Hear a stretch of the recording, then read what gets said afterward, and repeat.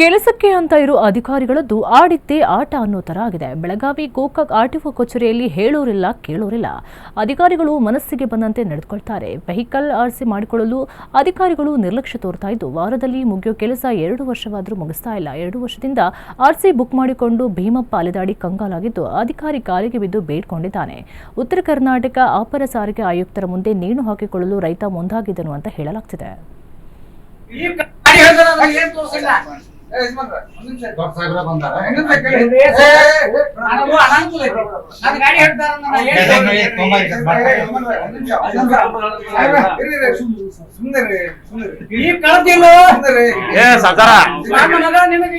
ಎರಡು RC book engine RC book ಕೊಟ್ಟಾನು ಇಂಥವ್ ಎಷ್ಟಾಗ್ಯಾವ ನಿನಗೆ